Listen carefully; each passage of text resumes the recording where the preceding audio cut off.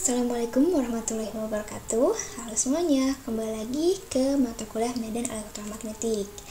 Nah, kalau di video-video sebelumnya kita udah bahas tentang gaya pada magnetostatik, terus juga udah bahas tentang medan magnet, terus juga untuk densitas flux magnetik, boundary condition. Nah, sekarang kita akan bahas tentang device dari magnetostatik. Ada apa aja?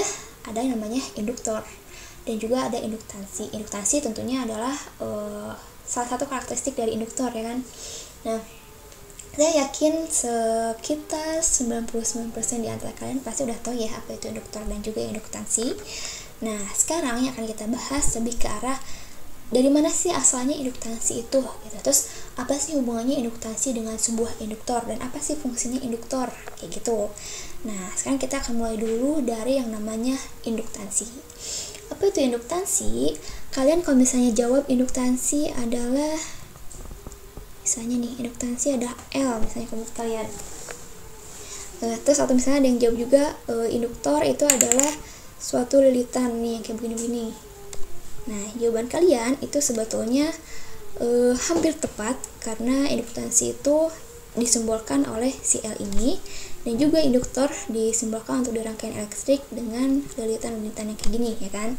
Nah, cuman secara material yang namanya induktansi itu pengertiannya kayak gini. Jadi misal nih kalian punya suatu rangkaian elektrik, dimana rangkaian elektrik itu maksudnya kalian punya suatu kawat. Terus di situ ada sumber tegangan, ya kan? Kenapa pakai sumber tegangan? Agar pada kawat tersebut itu bisa mengalir adanya arus.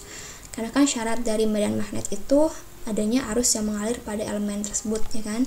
Nah, terus kalau di rangkaian ini, misal kalian lilit-lilitkan nih di bagian ujungnya kayak gini, ada lilitan-lilitan kayak gini. Terus nanti hasil lilitannya nyambung lagi udah ke medan magnet, ke sumber tegangannya ke sini.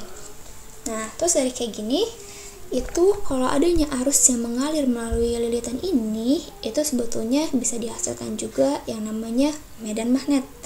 Medan magnetnya tentu ada di dalam sini, ya kan, yang menembus ke lilitan-lilitan ini kayak gitu.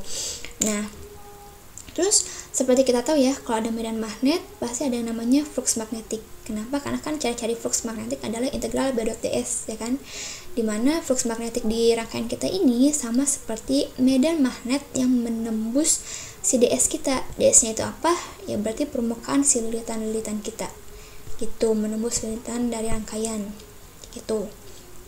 Nah, terus ini kita mau bahas tentang asal mula induktansi ya. Nah, terus setelah itu kalau misalnya nih lilitan kalian itu jumlahnya ada sebanyak n, misalnya ada sebanyak n buah. Nah, dari sini kita bisa mendefinisikan suatu flux linkage. Flux linkage itu sebetulnya sama aja kayak total dari flux kita, ya kan. Kalau misalnya ini kan kalau misalnya melintasi satu lilitan doang kan kita bisa dapat fluxnya kayak gini, ya kan. Nah, kalau lilitannya ada banyak, otomatis fluxnya juga akan ada banyak, ya kan, akan ada sejumlah lilitan itu. Nah, kalau kita asumsikan atau kita bikin definisi jumlah total dari flux itu adalah flux linkage yang biasanya disimbolkan dengan lambda kayak gini, kita bisa dapat bahwa lambda adalah n dikalikan dengan fluxnya kayak gitu, ya kan. Berarti itu adalah flux yang melalui seluruh lilitan kita, seluruh lilitan yang ada di rangkaian kita kayak gitu. Nah, terus misal nih kalau misalnya rangkaian kita ini ada pada daerah atau pada media yang linear. Kalian tahu linear itu apa? Balik lagi ke jenis-jenis magnetik tadi, jenis material magnetik. Material yang disebut linear itu sekarang bisa disebut sebagai media yang non magnetik, ya kan. Sedangkan yang untuk non linear atau bisa disebut ferromagnetik, dia adalah material magnetik kayak gitu. Jadi kalau misalnya daerah sekitar sirkuitnya bersifat linear, artinya nih kalau linear itu berarti hubungan antara B dan H-nya itu kita bisa pakai rumus ini. Maksudnya B sama dengan mu dikalikan dengan H kayak gitu. Jadi kalau misalnya di sini daerah sini itu adalah berlaku persamaan ini. Nah, kita bisa bikin atau kita bisa bilang bahwa flux linkage kita itu proporsional terhadap arus, atau lambda ini proporsional terhadap arus. Nah, biar persamaan proporsional ini bisa kita gunakan, tentu kita harus merubah tanda proporsional menjadi sama dengan, ya kan? Caranya kita rubah tapi kita menyisipkan suatu konstanta proporsionalitas. Dan untuk hal ini kita punya konstanta proporsionalitasnya adalah L. atau L itu adalah induktansi yang kita kenal sama ini. Jadi induktansi sebetulnya adalah konstanta proporsionalitas yang menghubungkan antara flux linkage atau jumlah atau total dari flux kita dengan arus yang ada pada rangkaian kita. Kayak gitu. Jadi dari persamaan ini, yang persamaan awal ini, lambda sama dengan Li, kita bisa cari nih, L itu adalah lambda per I, ya kan? Atau kalau kita bikin lambdanya itu adalah N kalikan dengan flux kayak gini, berarti L itu adalah N kali flux per I, ya kan? Kayak gini. Kayak gitu. Nah, satuan induktansi seperti yang udah kita ketahui, dia adalah Henry ya, H ataupun Weber per ampere maksud saya. Kayak gitu. Paham ya asal mulai induktansi? Nah, kalau induktansi udah tahu, sekarang kita bahas tentang tentang induktor. Apa itu induktor? Induktor itu dia adalah bisa dibilang kalau emang rangkaian kita nih dia punya nilai induktansi, berarti kan artinya dia punya flux yang mengalir atau yang menembus ke lilitan-lilitan dia, atau artinya dia punya flux linkage. Berarti dia bisa dibilang sebagai induktor. Jadi induktor adalah rangkaian yang memiliki nilai induktansi. Kayak gitu. Karena dia menunjukkan bahwa di rangkaian itu ada lilitan-lilitan kan nilai induktansi ini. Kayak gitu. Nah, induktansi itu sebetulnya dia merepresentasikan energi magnetik yang disimpan dalam induktor. Jadi kalau di elektrostatik kita punya kapasitor sebagai material yang menyimpan energi, di magnetostatik kita punya namanya induktor. Dia akan menyimpan energi magnetik juga. Kayak gitu. Nah, terus induktansi itu sebenarnya ada dua jenis ya, ada self induktansi dan juga ada mutual induktansi. Bedanya apa? Yaitu kalau self induktansi tentunya dia adalah induktansi yang diakibatkan oleh linkage. Jadi si linkage-nya ini dihasilkan oleh induktor itu sendiri. Jadi nggak ada pengaruh dari rangkaian induktor yang lain gitu. Ini adalah self induktansi, dimana di sini kan L ya. Jadi L yang kita definisikan di awal itu dia adalah self induktansi, dimana rumusnya itu ya bisa pakai rumus yang ini yang awal kita, atau bisa juga kita tinjau dari energi magnetiknya. Jadi kalau untuk induktor, energi magnetiknya itu adalah rumusnya kayak gini, setengah Li kuadrat, sehingga kalau kita mau cari L sama aja kayak 2Wm per I kuadrat, kayak gini. Tuh, gampang ya untuk yang self induktansi. Nah, yang kedua, jenis yang kedua ada yang namanya mutual induktansi. Mutual induktansi itu tentunya hanya akan ada pada rangkaian induktor yang emang ada dua ya. Jadi kita punya dua rangkaian induktor, terus di antara mereka itu saling ada interaksi magnetik istilahnya, sehingga di situ bisa terjadi atau bisa timbul yang namanya mutual induktansi. Jadi kalau misalnya nih kalian punya dua rangkaian nih, rangkaian 1 dan juga rangkaian 2. Nah, ini kan dia ada lilitan-lilitan ya. Nah, di bagian dalam sini kita bisa menghasilkan adanya induktansi ke dalam. Tapi di sini disebutnya sebagai self induktansi karena kan dia nggak ada pengaruh dengan medan magnet dari rangkaian kedua. Nah, di rangkaian kedua ini kita juga punya nih induktansi yang ke arah dalam dari rangkaiannya, dimana dia kan tidak dipengaruhi oleh medan magnet dari rangkaian 1 ya, sehingga dia disebut juga sebagai self induktansi untuk rangkaian kedua. Nah, mutual induktansinya di mana? Mutual induktansi itu kalau kalian bilang mutual induktansi pada rangkaian 1, itu artinya adalah induktansi yang diakibatkan oleh bisa dibilang medan magnet dari rangkaian kedua gitu. Jadi rangkaian kedua ini dia mempengaruhi rangkaian 1. Biasanya simbolnya adalah ini, flux 12. Flux 12 itu adalah flux pada rangkaian 1 yang diakibatkan oleh pengaruh dari rangkaian 2. Kayak gitu. Nah, terus sebaliknya juga nih, kalau misalnya kalian mau lihat pengaruh si rangkaian 1 ke rangkaian 2, kan bisa punya namanya flux 21 ini, yaitu flux pada rangkaian 2 yang diakibatkan oleh pengaruh dari rangkaian 1.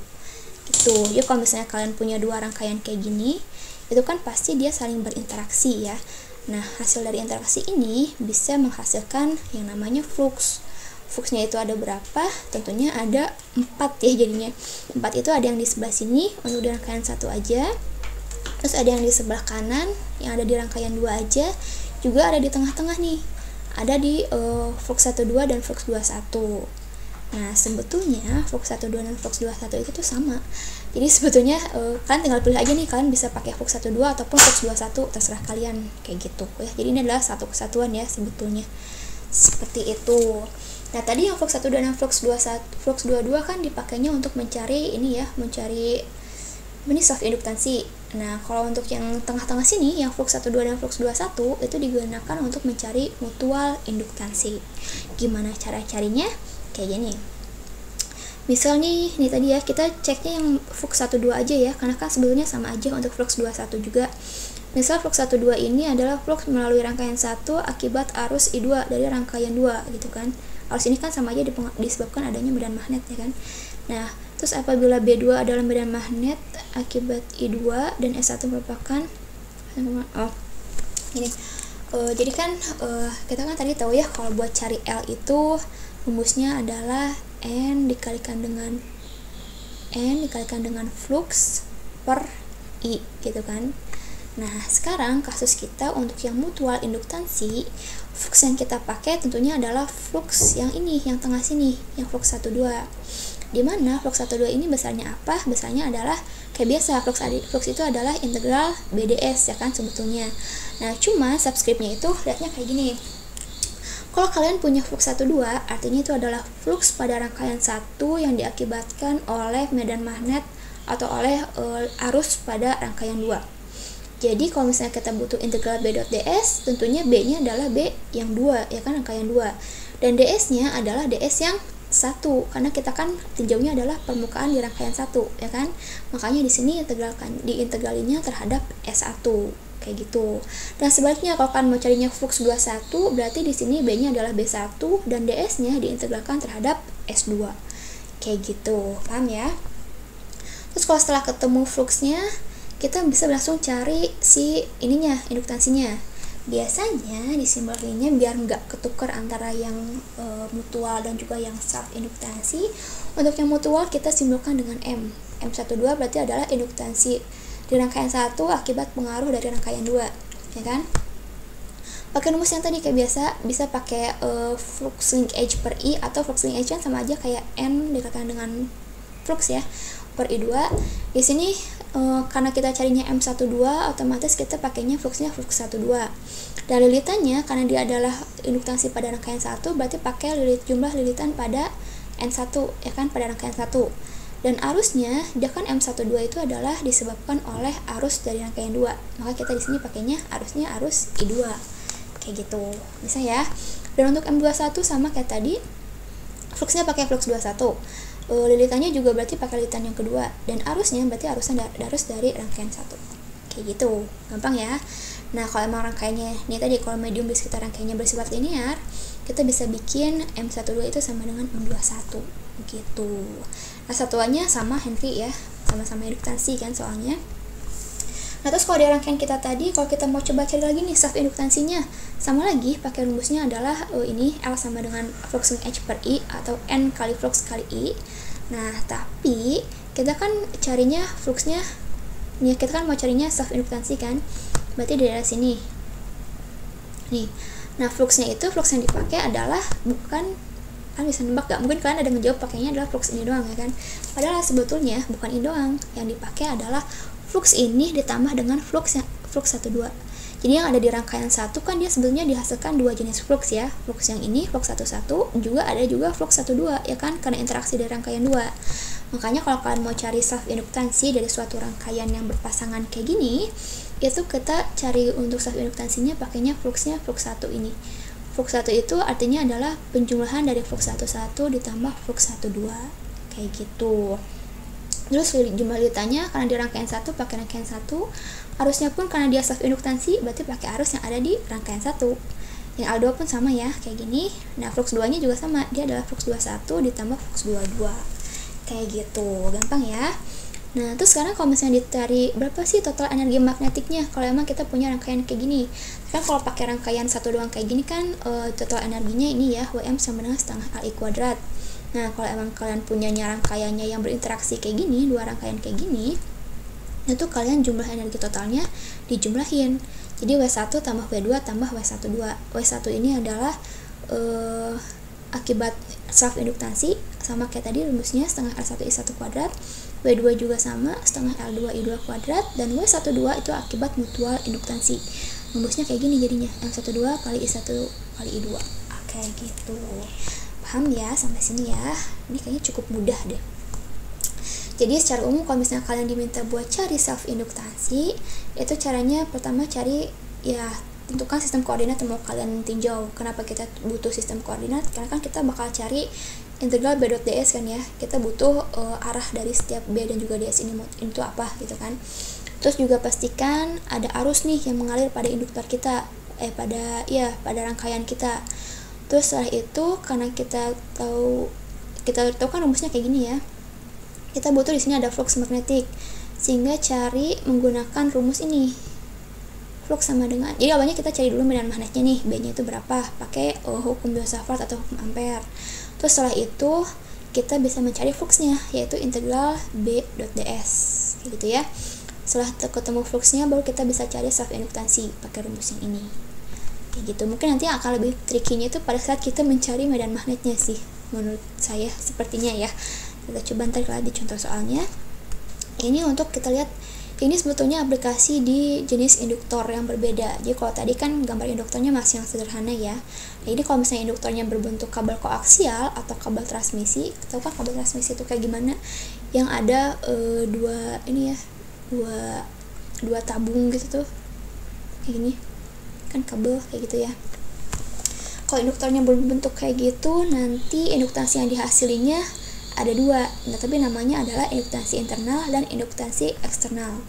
Jelas induktansi internal itu yang karena di dalam sini ya, akibat konduktor yang dalam, dan eksternal akibat konduktor yang luar kayak gitu. Nanti total induktansinya tentu penjumlahan dari keduanya ya kan. Terus kalau misalnya kalian punya kapasitansi nih, diketahui kapasitansi di sini, kalian bisa cari deh L eksternalnya melalui persamaan ini kayak gitu. Ini ya coba kalian pakai langsung aja sebetulnya, nggak usah diturunin.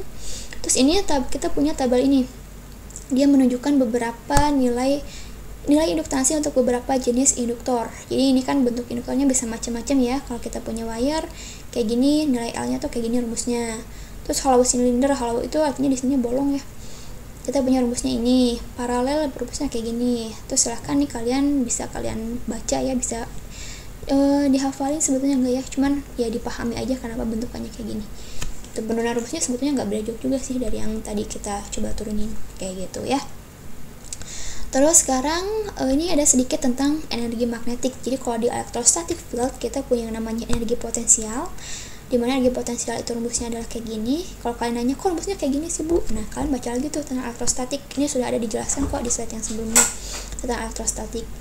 Ini sebenarnya rumusnya awalnya yang ini. Nah cuman si D ini kan sama aja kayak epsilon dikalikan dengan E ya, epsilon dikalikan dengan E. Jadi di sini bisa dibikin sama dengan D-nya dirubah jadi epsilon E. Jadi di sini E-nya jadi kuadrat kayak gitu. Nah, terus di sini kenapa yang awalnya kan di sini perkalian vektor ya. Terus pas pindah ke sini jadi skalar, kalian harusnya udah bisa nebak ya, karena kan di sini ada vektor dikalikan dengan vektor lagi, di dot produkkan. Hasilnya tentu akan jadi skalar ya di sini. Terus kalau untuk yang di induktor kita punya namanya energi magnetik kayak tadi yang udah dijelasin, besarnya kayak gini. WM ini M tuh menunjukkan magnetik, sebelah sini ada E menunjukkan elektrostatik atau elektrik. Dimana rumus WM-nya ini adalah setengah Li kuadrat ya untuk yang di induktor. Nah terus kalau untuk di magnetostatik secara keseluruhan kita punya rumus WM-nya itu adalah seperti ini. Jadi kalau di elektrostatik kita punyanya setengah dikali dengan integral D dot E, kita punya di sininya adalah setengah dikalikan dengan integral B dot H. Karena kan kita tahu ya kalau D itu D pada elektrostatik dia sama aja kayak B pada magnetostatik ya kan, dia sama-sama densitas flux. Terus kalau E ini adalah medan listrik, kalau di magnetostatik kita punya yang namanya H, dia adalah medan magnet kayak gitu, sama aja ya. Terus di sini juga B itu kan sama aja kayak mu dikalikan dengan H. Jadi sebelah sini kita bisa punya mu H kuadrat gitu di dalam integralnya. Gitu, paham ya tentang magnetic energy. Nah, ini contoh nih. Misal kalian punya suatu kabel koaksial nih kayak gini ya bentukannya. Ini dari penampang luarnya. Terus dia bilang jari-jari dalamnya A, jari-jari luarnya adalah B. Terus kalian diminta buat cari self induktansi. Nah, buat cari self induktansi, kalau misalnya koaksial kayak gini bisa dua cara. Tadi kan bisa dua cara ya, bisa pakai rumus L yang ada 4 tahap itu, atau bisa juga dari energi magnetiknya ya kan. Nah kalau kita mau cari pakai yang ini, yang pakai tahapan yang tadi, yang pakai 4 tahap, sebetulnya memang agak ribet ya kan, karena kita harus cari dulu B-nya ya, B1 dan juga B2 nya. Tapi di sini karena keterbatasan waktu ini saya nggak jelasin secara mendalam ya, tapi kalian bisa baca di sini. Jadi intinya kalau kita kan butuh, sebetulnya rumus awalnya adalah kayak gini, dimana flux ini kan sama aja kayak N dikalikan dengan flux magnetik. Nah buat cari flux magnetiknya kita pakai rumus yang ini, B.ds ini. Nah tentunya kita butuh B kan ya. Nah cara cari B nya itu bisa pakai hukum ampere kayak gini. Bisa kalian lihat lagi yang di hukum ampere kenapa jadi kayak gini, itu ada di turunan-penurunan rumusnya nih untuk yang koaksial yang agak panjang itu. Nah terus nanti kalau udah dapet, baru kita bisa cari flux link edge nya dikalikan dengan N nya itu kan. Nah setelah dapat, ini kan masih D flux ya, kita cari fluxnya, terus habis itu baru dimasukin ke rumus induktansi. Ini baru yang internal. Nah terus yang eksternal juga sama, kurang lebih kayak gitu, cuma nanti akan beda di bagian integral ininya ya, integrasi fluxnya. Ini kalian nanti baca ya. Nah nanti totalnya adalah L nya itu adalah L internal tambah L eksternal. Atau kalau kalian mau lebih cepat lagi cara akselerasi, kalian bisa langsung lihat di sini nih. Ini kan koaksial konduktor ya, dia bilang kabel koaksial. Nah ini nih rumus L totalnya itu adalah ini, 0L per P ln B per A kayak gitu. Nah terus setelah itu dapatlah induktasi persatuan panjang, tinggal L nya aja diturunin ke bawah, sebenarnya nggak terlalu butuh sih ya. Nah terus nah ini udah kelar, ini adalah induktasinya, induktasi totalnya. Terus kalau misalnya cara kedua itu lebih mudah karena kalian nggak harus menghafal si rumus yang ada di tabel tadi, tapi kalian cukup tahu persamaan untuk energi magnetik di induktor, yaitu kayak gini kan ya, Wm sama dengan setengah Li kuadrat. Jadi kalau kalian mau cari L tinggal diputar-putar aja ruasnya, ternyata kalian bisa dapat kayak gini rumusnya. Nah Wm nya itu apa? Balik lagi ke yang tadi, Wm itu adalah kalau di magnetostatik adalah ini, setengah B dot H atau enggak setengah integral mu H kuadrat tuh. Nah karena tadi kita tahu atau kita udah bisa ini ya, setengah B dot H ya. Kalau misalnya B nya itu apa, B nya sama kayak yang di tadi ya, yang di hukum ampere nih, yang ini. Nah terus ini sama ya, setengah integral B dot H dV sama aja kayak B kuadrat per mu ya kan. Ini ada dua karena dari setengah ini nih masuk ke sini kayak gini. Nah buat cari induktasi internal, dia kan induktasi internal berarti akibat B1 ya kan, karena ada bagian dalam, kita pakai di sini pakai B1 gitu. L nya pun pakai yang I kuadrat kayak gini. Terus setelah kalian jumlahkan nanti bisa, ntar akan ada yang saling coret kan, bisa dapat lah L internalnya adalah kayak gini. Integralnya tentunya 3 kali ya, karena kan ini adalah dV ya, satuan volume. Pertama terhadap rho, terhadap psi, dan juga terhadap z kayak gitu. Rho nya dari 0 sampai A untuk yang lingkaran dalam, terus psi nya dari 0 sampai 2pi karena ngelingkar, dan dz nya dari 0 sampai L karena dianggap panjang dari kabel ini adalah L kayak gitu. Terus setelah itu untuk yang induktasi eksternal sama juga, bedanya B nya pakai yang B2. B2 itu adalah medan magnet untuk yang konduktor yang luar ya kan. Terembusnya kayak gini juga dapatnya. Nah kurang lebih dapat segini induktasi eksternalnya. Ntar total induktasinya tinggal dijumlahin kayak gitu. Kalau dibandingin sama sih hasilnya ya kan. Cuma menurut saya sih lebih mudah yang ini ya, asalkan kalian bisa paham aja atau bisa paham dan juga hafal rumus dari energi magnetiknya kayak gitu. Terus yang terakhir nih, contoh yang kedua, buat cari mutual induktansi. Misalnya kalian punya dua koaksial kabel ya, yang satu di bawah, yang satu yang lingkaran atas ini. Jaraknya adalah H katanya. Terus tentukan nih, jaraknya ini adalah H. Tentukan mutual induktansi di antara keduanya. Mutual induktansi kan rumusnya ini ya, M sama dengan, di sini sebetulnya ada N nih, ada N jumlah lilitan. Cuman untuk di sini di contoh soal kita lilitannya nggak ada ya, bisa dianggap lilitannya cuma satu doang gitu, ngelingkar satu doang. Jadi N nya cuma satu, berarti sama aja kayak M itu adalah flux per I. Fluxnya adalah flux I12, I nya untuk karena ini M12 berarti I nya pakai I yang satu ya kan. Nah buat cari fluxnya kayak gimana? Flux kan bisa dua cara ya, bisa integral B.ds atau bisa juga integral A.dl. Nah lebih gampang pakai yang ini. Kenapa? Karena kan kita tahu nih dl2 nya dia berupa lingkaran, berarti otomatis akan ada yang ke arah besi ya kan, di sini dl nya kayak gitu. Nah cuman yang jadi masalah gimana kita cari A1 nya. Nah cara cari A1 nya, A itu adalah vektor potensial magnetik ya kan. Kalian cari atau kalian bisa buka lagi di slide-slide sebelumnya, di video-video sebelumnya tentang vektor potensial magnetik. Nah kurang lebih untuk yang kabel koaksial itu rumusnya adalah kayak gini, kayak gitu. Terus ini dia anggap B apa sih ya, kayak gini.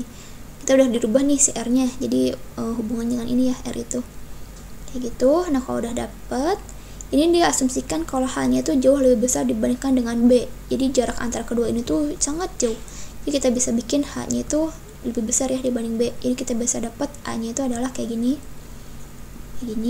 Nah terus buat cari flux magnetiknya tinggal pakai rumus yang sini. Jadi integral A1 dot dl2. Nah dl2 nya ini ya, lintasan ini kan berupa keliling ya, keliling lingkaran. Jadi kalau di hasil integralnya sama aja kayak keliling lingkaran itu sendiri, B dikalikan dengan 2B. Ini kan jari-jarinya B ya.